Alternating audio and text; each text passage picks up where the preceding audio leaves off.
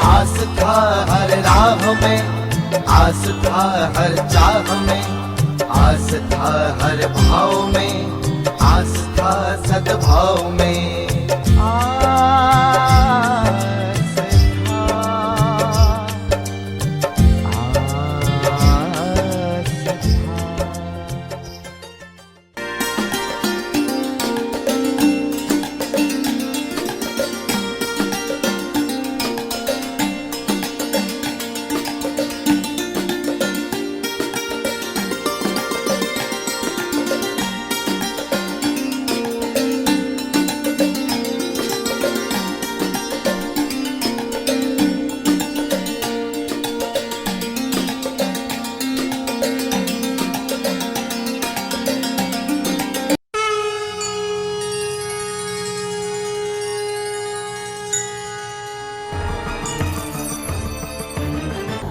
ॐ नारायणं नमस्कृत्य नरो चैव नरोत्तमं देवीं सरस्वतीं व्यासं ततो जयमुदीरयेत्। नारायणं नमस्कृत्य नरो चैव नरोत्तमं देवीं सरस्वतीं व्यासं ततो जयमुदीरयेत्। आज 21/7/2020 श्रावण शुक्ल पक्ष प्रतिपदा मंगलवार, प्रस्थानत्रयी मीमांसा के अंतर्गत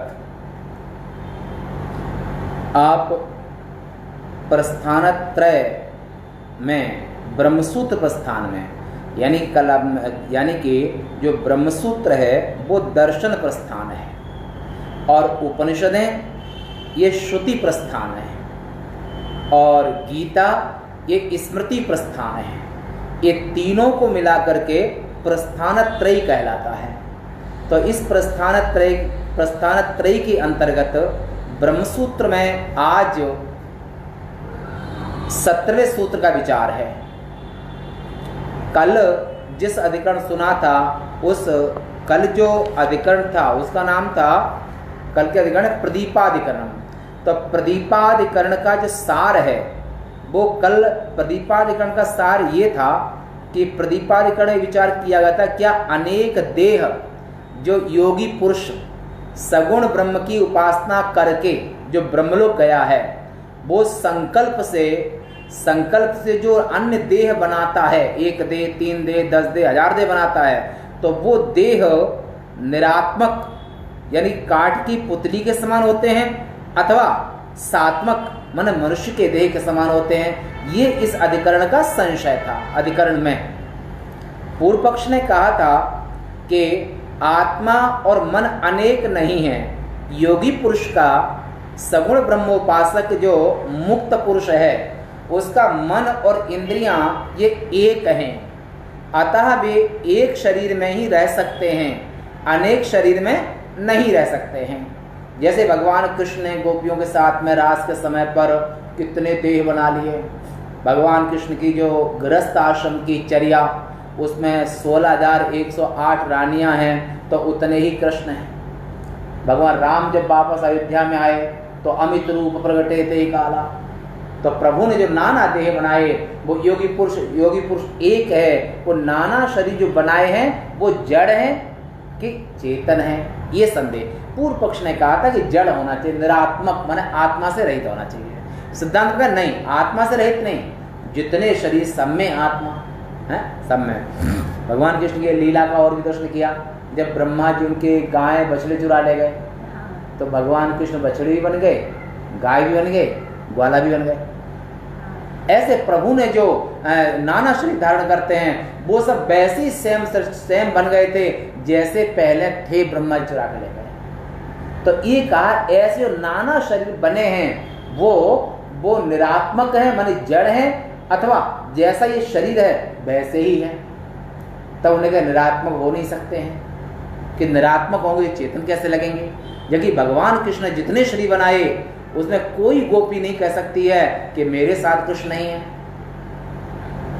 कोई अयोध्या में नहीं कह सकता राम हमको नहीं मिले।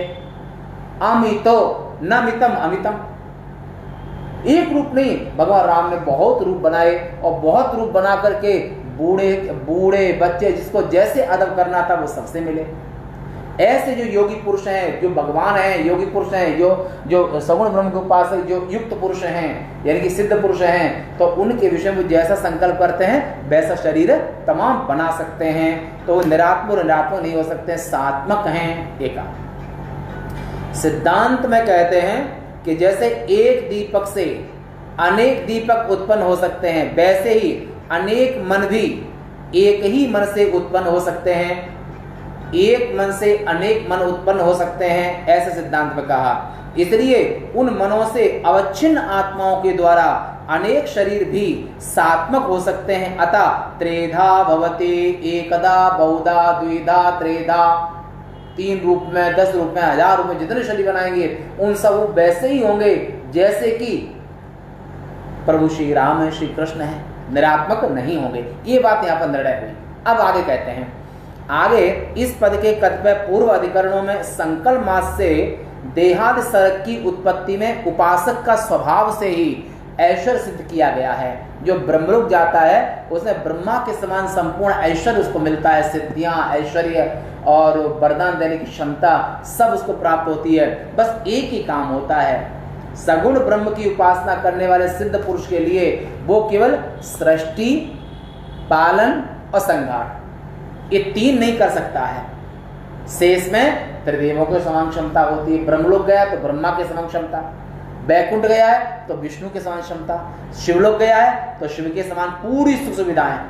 पर हाँ, वो ब्रह्मा के समान नई सृष्टि नहीं कर सकता है, विष्णु के समान पूरे ब्रह्मांड को खिला नहीं सकता है, शिव के समान वो पूरा सबका संहार नहीं कर सकता है। त्रिदेवों की जो शक्तियां हैं वो साधक तपस्या कर गया है, वो उस कार्य को नहीं कर सकता है। से सभी सुविधाएं उन उस लोक के जो अधिष्ठाता देव हैं उनके अनुसार ही होती हैं। ये कहा। अब जगत व्यापाराधिकरणम, ये ब्रह्मसूत्र का लास्ट अधिकरण है और ये अंतिम अधिकरण में तो यहाँ पर ये 17 से 22 सूत्र तक ये अधिकरण चलेगा। इस अधिकरण के पूर्व पक्ष में ईश्वर नानात्व एवं सिद्धांत में ईश्वर एकत्व, पूर्व पक्ष में ईश्वर कई है, सिद्धांत में ईश्वर एक है। यही दोनों पक्षों में फल भेद है। सगुणोपासक इस अधिकरण का विचारणीय विषय है, निर्गुण ब्रह्म नहीं। इस अधिकरण का विचार वो सगुण ब्रह्म के विषय का है। सगुण ब्रह्म, ब्रह्मलोक में गए हुए उपासक का ऐश्वर्य ईश्वर के ऐश्वर्य की तरह निरंकुश है अथवा हम लोगों के ऐश्वर्य की तरह सांकुश है। इस प्रकार का संशय उत्पन्न होने पर पूर्व पक्ष ईश्वर के ऐश्वर्यवत निरंकुश है। सिद्धांत में कहते हैं कि जगत व्यापार वर्जं प्रकरणात् असन्निहितत्वाच्च, जगत व्यापार वर्जं प्रकरणात् असन्निहितत्वाच्च। पदच्छेद, जगत व्यापार वर्जं प्रकरणात् असन्निहितत्वात् च, ये 4 पद हैं इसमें। व्याख्या, जगत व्यापार वर्जम यानी कि जगत उत्पत्त्यादि व्यापार रहितम, जो सगुण ब्रह्म की उपासना करके जो ब्रह्मलोक गया है वो बस जो ब्रह्मा जी का कार्य सृजन है बस वो नहीं कर सकता है। ऐश्वर्यम विदुषः कुतः प्रकरणात् सृष्टि प्रकरणे ईशस्य एव प्रकृतत्वात् असन्निहितत्वात् जीवस्य तत्र सन्निहितत्वाभावाच्च। हिंदी में इसका ये भाव होगा, अर्थ होगा कि जगत के उत्पत्ति आदि व्यापार को छोड़ करके जो अहंग्रह उपासना करके सगुण ब्रह्म की उपासना करके जो ब्रह्मलोक गया है, वो ब्रह्मलोक में गया हुआ जो सिद्ध पुरुष है, योगी पुरुष है, ऊर्ध्व रेता है, जो यहाँ से देवता प्राण निकले इसके, वो व्यक्ति केवल विद्वान है और वो व्यक्ति केवल सृष्टि नहीं कर सकता है। सृष्टि प्रकरण में ईश्वर का ही कथन है कि सृष्टि प्रकरण के सन्निधान में जीव का कथन भी नहीं है। सृष्टि करने की, पालन करने की और संहार करने की क्षमता ये केवल ईश्वर में है। जीव साधन करके सुविधा जुटा सकता है, पर वो ब्रह्मा के समान सृष्टि का कार्य नहीं कर सकता। अगला सूत्र, प्रत्यक्षोपदेशादिति चेन्नाधिकार कमंडलस्थोक्ते। प्रत्यक्षोपदेशादिति चेन्नाधिकारिक मंडलस्थोक्ते। पदच्छेद, प्रत्यक्षोपदेशात इति चेत न आधिकारिक मंडलस्थोक्ते। 1 2 3 4 5 पद इसमें हैं। तो इसमें व्याख्या कहते हैं कि प्रत्यक्षोपदेशात यानी कि आपनोति स्वराज्यम, ये तैत्तरीय में 1 6 2 में आया है। ब्रह्मविद आपनोत परम, वो भी आया है। आपनोति स्वराज्यम, ये भी श्रुति वाक्य है। इति प्रत्यक्ष श्रुत्या विदुषी निरंकुश ऐश्वर्यस्य उपदेशात। विदुषी निरंकुशम ऐश्वर्यम इति चेन्न इति एवं यदि कश्चन आशंकेत तदा तन्न युक्तम कुतः आधिकारिक मंडलस्थोक्तेः।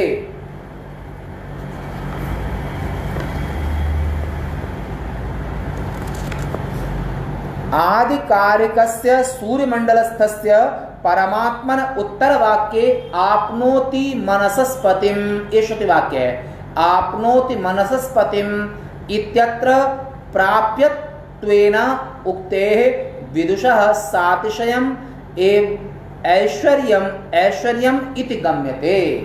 हिंदी में इसका ये भाव होगा कि यदि कोई शंका करे कि आपनोति स्वराज्यम, ये श्रुति वाक्य है, 33 श्रुति में आया है कि वो जो अहंग्रह उपासक, सगुण ब्रह्म की उपासक, ज्ञानी है, विद्वान है, वो स्वराज्य को प्राप्त कर लेता है। इसका अर्थ ये हुआ, श्रुति वाक्य ये कह रहा है, तो स्वराज्य प्राप्त करता है। इस प्रकार की प्रत्यक्ष श्रुति से विद्वान के निरंकुश ऐश्वर्य का श्रवण है। ये प्रश्न यहाँ पर हुआ कि जो विद्वान है, जो आत्मज्ञानी है, जो सिद्ध पुरुष है, उसको निरंकुश ऐश्वर्य की प्राप्ति होती है, ऐसा वेद भगवान ने कहा है 33 उपनिषद में। इस प्रकार की प्रत्यक्ष श्रुति से विद्वान निरंकुश ऐश्वर्य का श्रवण है, यह प्रश्न हुआ। तो यह युक्त नहीं है, क्योंकि सूर्यमंडल में रहने वाले, जो सूर्यमंडल के अंदर में पुरुष रहता है, सूर्यमंडल में रहने वाले आधिकारिक परमात्मा की उत्तर वाक्य में युक्ति होने से आपनोति मनसस्पतिम, अगले में ये भी आया कि मन का पति आप प्राप्त करता है। मनसस्पति में इस वाक्य में परमात्मा ही प्राप्य रूप से युक्त है, इससे विद्वान का सातिशय ऐश्वर्य ज्ञात होता है। यानी कि ये जो यहाँ से जो अहंग्रह उपासना करके, सगुण ब्रह्म उपासना करके जो मुक्त पुरुष है, वो ब्रह्म लोक को प्राप्त करता है, ब्रह्मा के लोक को प्राप्त करता है, पर ब्रह्मा नहीं होता है। ब्रह्म लोक को प्राप्त करता है, ईश्वर को प्राप्त करता है, पर ईश्वर नहीं होता है। ये भी प्राप्त वाक्य होता है। इसलिए 19वें सूत्र में विकारावर्ती च तथा हि स्थितमाह, विकारावर्ती च तथा हि स्थितमाह। पदच्छेद, विकारावर्ती च तथा हि स्थितम आह। तो इसमें 6 पद हैं। व्याख्या, विकारावर्ती च निर्गुण स्वरूपम च सगुणे ब्रह्मण अस्ति हि मन यतः तथा तेन प्रकारेण स्थितम ब्रह्मणि सगुणत्व निर्गुणत्वयोः वृत्तिम आह तावानस्य महिमा। ये छांदोग्य उपनिषद के 3:19-6 में आया है। तावानस्य महिमा, तावानस्य महिमा, ये छांदोग्य का 3:16-6 इत्यादि श्रुति कथयति अयम अत्र भावः यथा सगुणे स्थितं निर्गुण स्वरूप उपासको न प्राप्नोति तद ज्ञानाभावात् तथा तदगतं जगद उत्पत्त्यादिक ऐश्वर्यं न प्राप्नोति तद उपास्ते अभावात्, उपास्ते अभावस्य श्रुत्य अभावादिति। हिंदी में इसका ये भाव होगा कि सगुण ब्रह्म में भी ब्रह्म का ही निर्गुण स्वरूप है। आपका शरीर है, शरीर के अंदर में निर्गुण आत्मा भी रहता है, पर शरीर दिखाई देता है, पर जीव किसी को दिखाई नहीं देता है। तो सगुण विराट में निर्गुण ईश्वर की आत्मा है। व्यष्टि देह में जीव की आत्मा रहती है, पर जीव की आत्मा दिखाई नहीं देती है, पर रहती तो है। मन भी रहता है, पर मन दिखाई नहीं देता है। बुद्धि भी रहती है, पर दिखाई नहीं देती। प्राण भी रहते हैं, पर प्राण को आंख से दिखाई नहीं देते हैं। भय सबको रहता है, प्राण निकल ना जाए, घुटन हो रही है, घबराहट हो रही है, प्राण कहाँ दिखाई देते हैं। ऐसी समूचे ब्रह्मांड में ईश्वर की उपस्थिति है। पूरा का पूरा ब्रह्मांड ईश्वर का शरीर है। जैसे जीव का 3.5 हाथ का शरीर है, ऐसी अनंत ब्रह्मांड 14 भुवन, पग पाताल शीस अजधामा, नीचे का लोक वो प्रभु ईश्वर के पैर हैं। ब्रह्मलोक ईश्वर का सिर है, समुद्र ईश्वर का पेट है, अग्नि ईश्वर का मुख है, सूर्य प्रभु की आंख है, दिशाएं प्रभु कान है, मन और चंद्रमा प्रभु का मन है। जग में प्रभु की बहुत कल्पना, पग पाताल शीस अजधामा, अपर लोक अंग अंग विश्रामा, भ्रकुटि विलास भयंकर काला, नयन दिवाकर कच में बाल, ये जो बादल प्रभु के बाल हैं, कच घन माला, अहंकार शिव, ईश्वर का जो शिवजी है संहार के देवता, ये ईश्वर की अहंकार है। अहंकार शिव, बुद्धि अज, ईश्वर की बुद्धि ब्रह्मा जी है। अहंकार शिव, बुद्धि अज, मन शशि, चंद्रमा उनका मन है। चित्त महान, और चित्त जो है वो महतत्व है? और ऐसे भगवान वासुदेव ही चित्त के देवता हैं। तो ऐसे जो विराट पुरुष हैं, जो ईश्वर हैं, वो ईश्वर की उपस्थिति संपूर्ण ब्रह्मांड में सर्वमावृत्य तिष्ठति, सबको आवृत करके, और ईश्वर अपनी महिमा में है। ईश्वर एक है, जीव अनंत है। जीव के शरीर अल्प, ज्ञान शरीर अल्प है, ईश्वर के अनंत है, पूर्ण ज्ञान स्वरूप है। तो ये कहा कि निर्गुण स्वरूप सगुण में निर्गुण का निवास होता है। ये प्रैक्टिकल में देखा जाता है, क्योंकि ब्रह्म में सगुणत्व और निर्गुणत्व की स्थिति तावानस्य महिमा, इस श्रुति वाक्य सिद्ध होती है। वो ये जो सगुण रूप भी वो उनकी महिमा है। तुम्हारा शरीर जीव की महिमा है। जीव का पूर्व जन्म का जो कर्म है, उस कर्म का परिणाम ही कोई स्त्री बन जाता है, कोई पुरुष बन जाता है, और कोई छोटा, कोई नाटा, कोई बड़ा, काला, गोरा, बुद्धिमान, मूर्ख, सब अपने कर्म से ही बनते हैं। ये जीव की महिमा है। कोई जीव महान होता है और कोई जीव भिखारी होता है। तैसे ईश्वर की महिमा है, संपूर्ण महद ऐश्वर्य ये ईश्वर की महिमा है। तो इसलिए ब्रह्म में सगुणत्व और निर्गुणत्व की स्थिति तावानस्य महिमा इत्यादि श्रुति कहती है कि यहाँ पर रहस्य यह है कि जिस प्रकार सगुण उपासक सगुण ब्रह्म में रहने वाले निर्गुण रूप को प्राप्त नहीं करता है, क्योंकि उसको ज्ञान ही नहीं होता है।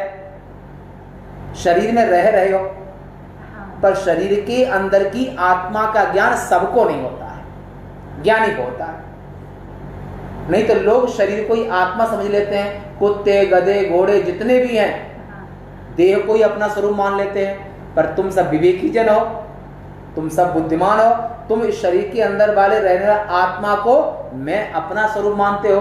पर सब लोग तुम्हारी तरह से नहीं सोचते हैं, सब लोग तुम्हारी तरह से नहीं सोचते हैं। सब लोग बहुत छोटा सोचते हैं। देह मास्थाय करोति सर्वम, देह को स्वरूप मैं मान लेते हैं और देह के संबंधियों को अपना मान लेते हैं। इसलिए यहाँ पर उसको ज्ञान ही नहीं, उसको ज्ञान ही नहीं हो पाता। वैसे ही उसमें रहने वाले जगत उत्पत्ति आदि ऐश्वर्य को भी प्राप्त नहीं कर सकता है, क्योंकि उसने उसकी ऐसी उपासना ही नहीं की है। उपासना का अभाव श्रुति के अभाव से है। यानी कि जब उपासना करता है तो ब्रह्मलोक जाने के लिए वहां पर संकल्प करता है कि शरीर छूटने के बाद में यहाँ से शरीर देह त्यागेंगे और ब्रह्मलोक जाएंगे, ब्रह्मा के लोक में रहेंगे। वो उसका संकल्प ही नहीं करता है। जब संकल्प नहीं करता है तो वो सिद्धि प्राप्त कैसे होगी? वो संकल्प करना है। हाँ, आप जो कामना करते हो, जो संकल्प करते हो कर्म, वही सिद्धि प्राप्त होती है। इसलिए वहां पर साधन। अब अगले सूत्र में कहते हैं दर्शयतश्चैवं प्रत्यक्षानुमाने, दर्शयतश्चैवं प्रत्यक्षानुमाने, दर्शयता च एवं प्रत्यक्षानुमाने। व्याख्या च अपि च एवं ब्रह्मणो निर्गुणत्वं प्रत्यक्षानुमाने श्रुति स्मृति दर्शयता मन कथयता न तत्र सूर्यो भाति। एक कठोपनिषद का 5:15 इति श्रुति न तद्भास्ये सूर्यो न चंद्रो न तारकः न तद भासते सूर्यः न चंद्रो न तारकः कुतोऽयमग्नि इति स्मृति है ना। तो यहाँ पर और भी इस प्रकार न तत्र सूर्यो भाति, ये यजुर्वेद का कठोपनिषद है।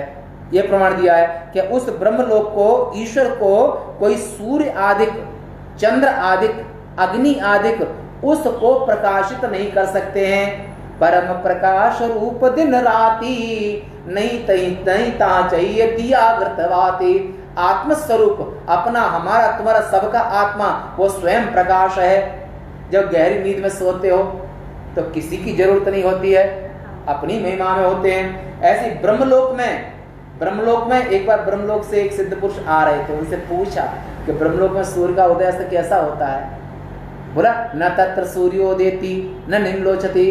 ब्रह्मलोक में न सूर्य का उदय होता है और न अस्त होता है। यही प्रसंग वाल्मीकि रामायण के किष्किंधा कांड में आप विस्तार से सुन सकते हो कि जहाँ पर सिद्ध पुरुष रहते हैं वो स्वयं प्रकाश होते हैं, उन्हें किसी पर प्रकाश की जरूरत नहीं होती है।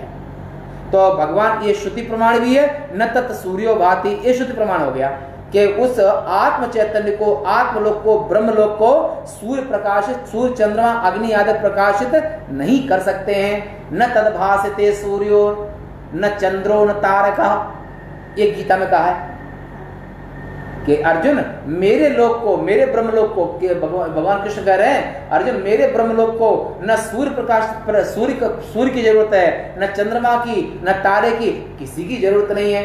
जो बैकुंठ धाम है, जो शिवलोक है, जो ब्रह्मलोक है, वो स्वयं प्रकाश है।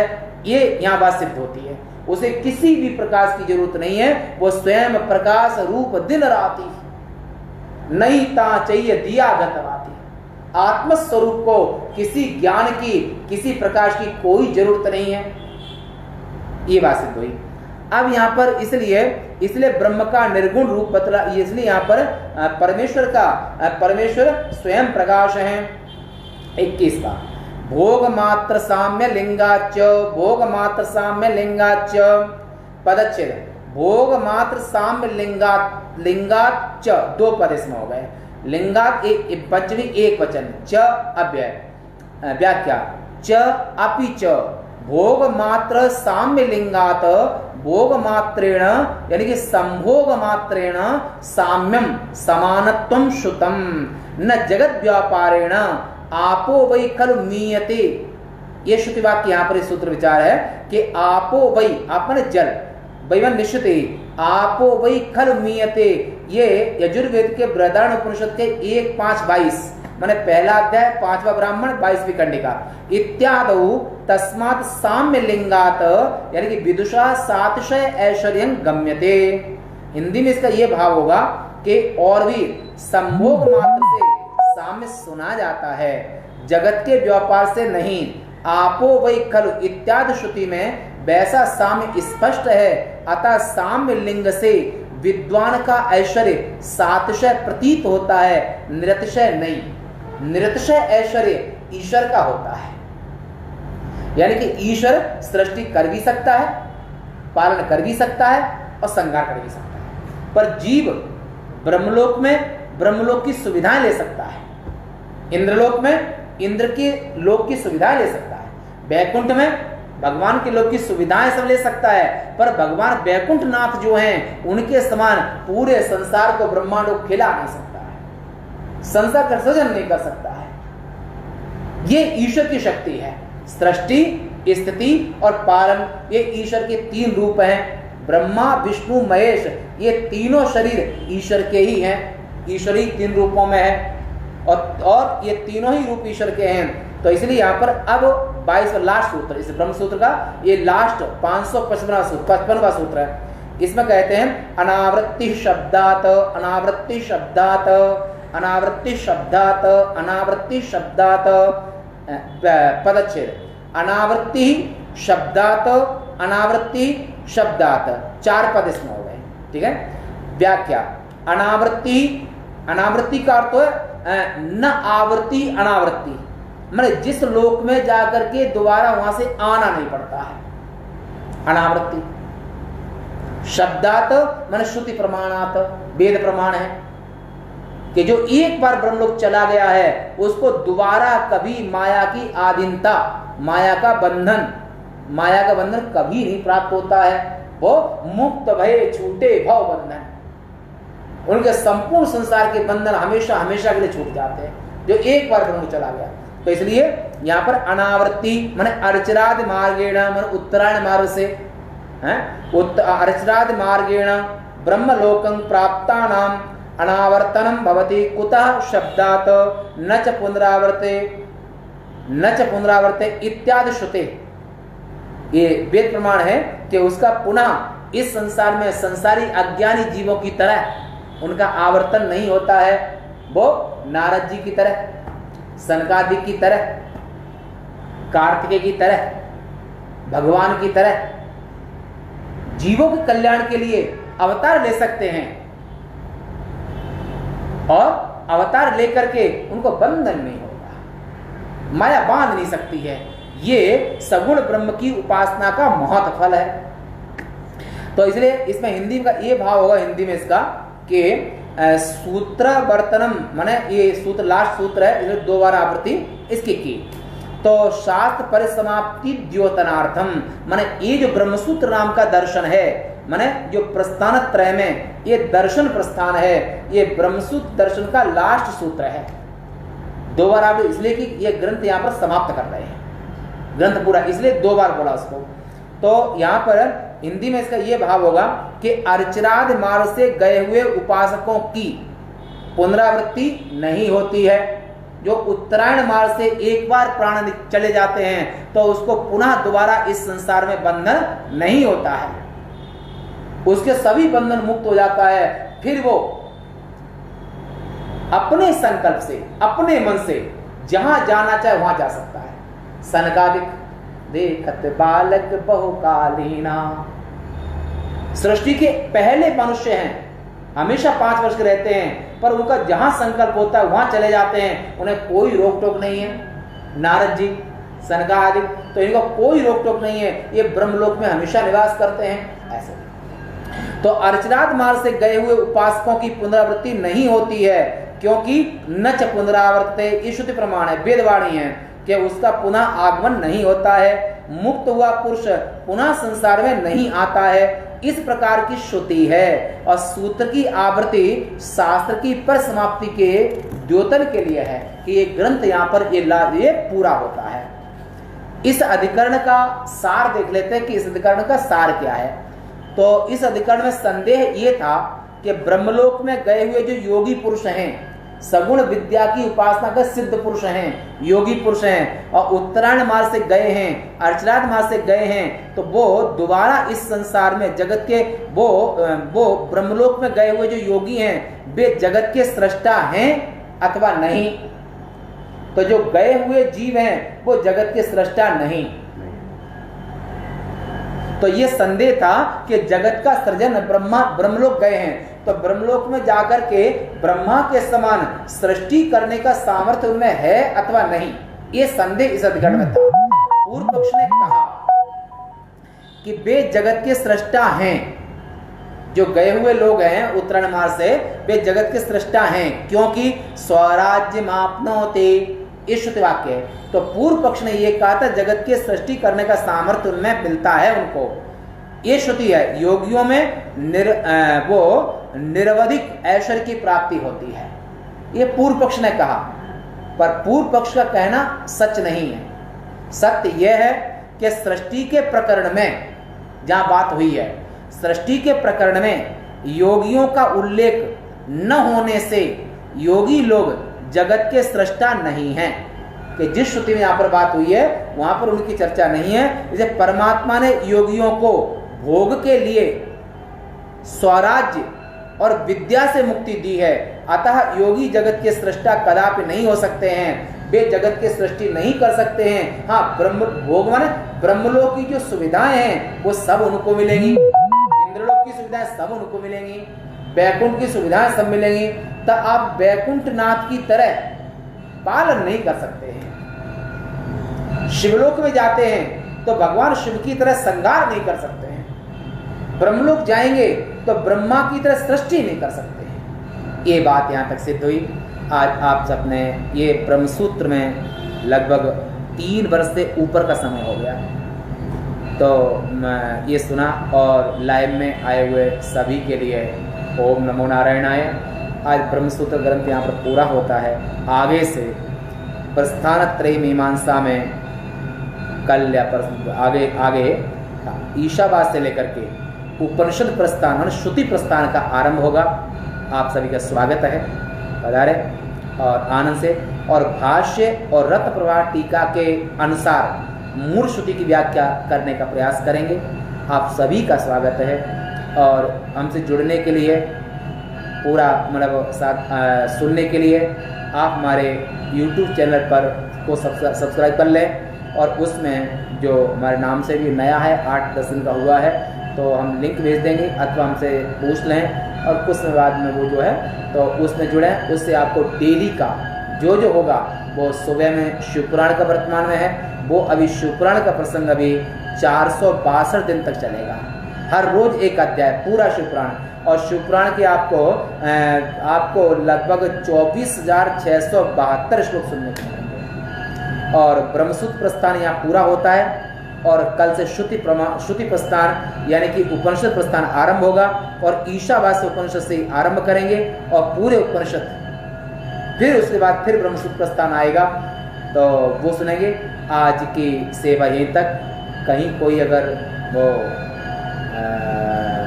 कुछ आपको खराब लगा हो तो उसको खराब हटा करके सो सुधार हरिजन जिन नहीं दल दुख दोष विमल जस यहीं। अच्छी बात को स्वीकार करना और जो खराब हो उसको त्याग देना, ये आपसे हमारी विनम्र विनती है, प्रार्थना है। ओम नमो नारायणाय। पूर्णमदः पूर्णमिदं पूर्णात् पूर्णमुदच्यते पूर्णस्य पूर्णमादाय पूर्णमेवावशिष्यते। ओम शांति शांति शांति। शंकरं शंकराचार्यं केशवं बादरायणं सूत्रभाष्य कृतौ वन्दे भगवन्तौ पुनः पुनः। ईश्वरो गुरुरात्मेति मूर्तिभेद विभागिने व्योमवद्व्याप्तदेहाय दक्षिणामूर्तये नमः। ओम शांति शांति शांति। श्री महाकाल भगवान की जय।